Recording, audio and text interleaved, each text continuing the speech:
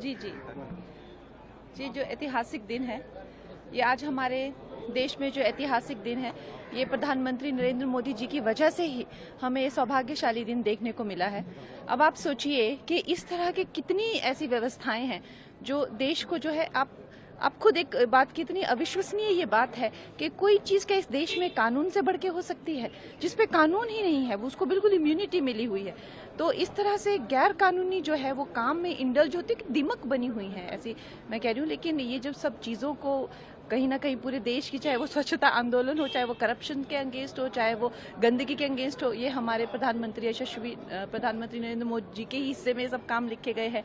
तो सारा देश जो है इस एक उन्मुक्त है कि इतना बड़ा, आप देखिए कि मतलब जितने देशों का एरिया नहीं होता है उतना एरिया जो है उस पर कब्जा किया हुआ है। और अब वो जो है पूरी रेगुलेटेड जो बॉडीज़ हो गई, चाहे वो डीसी हो गए, कलेक्टर हो गए, वो जो है उन चीज़ों को जो है अब देख रेख करेंगे सरकार के उसमें। और सबसे बड़ी बात जो है, अगर कोई भी उन्होंने गैर कानूनी काम अगर वो करेंगे तो कानूनी व्यवस्थाएं जो है उनको पूछ सकती है।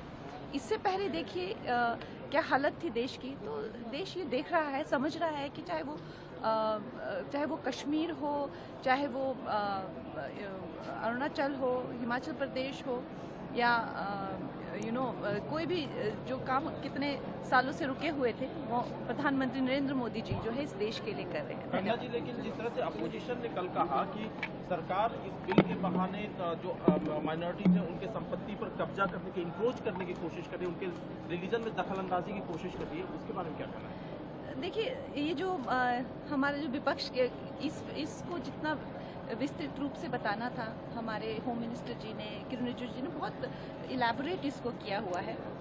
मुझे तो नहीं लगता और ज़्यादा इलेबोरेट करने की ज़रूरत है।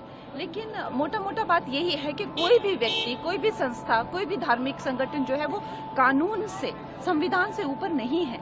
ये जो बिल है, अगर मोटा मोटा इसका मैं कहूँ कि क्या इसकी बॉटम लाइन यही है कि इस देश के संविधान से ऊपर कोई भी नहीं है। तो ये हमें आज ये सौभाग्य प्राप्त हुआ है कि एक दिमक की तरह जो एक करप्शन जो इसको खा गई थी और देश को खा रहा था, अब हमारा देश इससे भी मुक्त हो जाएगा। धन्यवाद।